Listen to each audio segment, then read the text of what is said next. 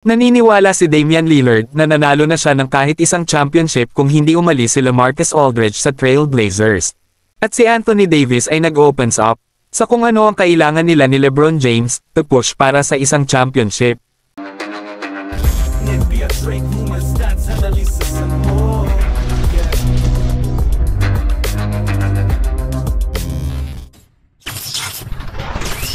Sinabi ni Damian Lillard na magiging kampiyon siya kung magkakaroon siya ng mas maraming oras kay LaMarcus Aldridge.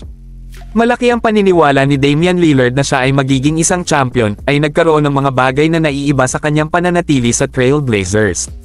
Ayon kay Lillard, ang pag-alis ng kanyang teammate at co-star na si LaMarcus Aldridge noong 2015 ay nagnakaw sa kanya ng kanyang best chance na manalo sa finals.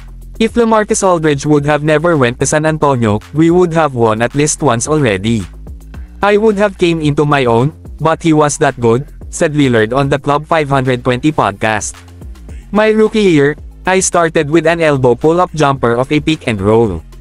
Like literally, 1-2-3 dribbles to the elbow, pull up every time. Cause they trying to get back to him. Si Lillard ay hindi pa nakakapanalo ng kampyonato sa kanyang karera sa NBA. Sa loob ng 12 taon sa NBA, ang pinakamalayo na napuntahan ni Lillard ay ang Western Conference Finals, kung saan siya at ang kanyang Trail Blazers ay naswept sa kamay ng Golden State Warriors. Inaasahan ni Anthony Davis na makipag-compete para sa isang NBA championship sa susunod na season kasama ang Los Angeles Lakers. Bagamat hindi iyon nangyari sa huli, Davis emphasized na ang layunin para sa franchise ay manalo pa rin ng mga titles, habang inilalantad kung paano niya kailangan ang kanyang teammates to hold themselves accountable as they pursue that goal. The goal at the end of the day is still to win championships. You can't skip steps. The first step is we're going to hold guys accountable.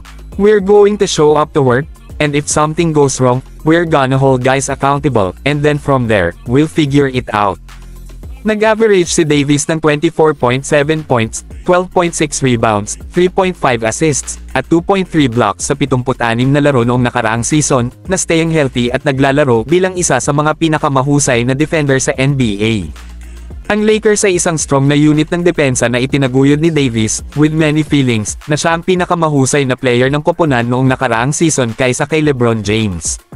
Nag-average si James ng 25.7 points, 7.3 rebounds, at 8.3 assists sa 71 games noong nakaraang season, kaya hindi masisisi ang Lakers' failures sa star duo. Nagkaroon ng lack of accountability sa Lakers locker room noong nakaraang season, kung saan losing coach Darvin Ham sa locker room, sa midway ng season dahil sinisi siya ng mga manlalaro sa mga struggles ng koponan habang sinisisi niya ang mga players. Sa under ni Coach JJ Redick, umaasa ang Lakers na maging more self-aware at honest franchise where the players' voices will be heard. May isang delicate balance na dapat makuha, ngunit ang Lakers ay umaasa na umunlad sa isang title charge sa isang roster na halos magkapareho sa nakaraang season, outside the rookie na mga karagdagan nina Dalton Knecht at Bronny James.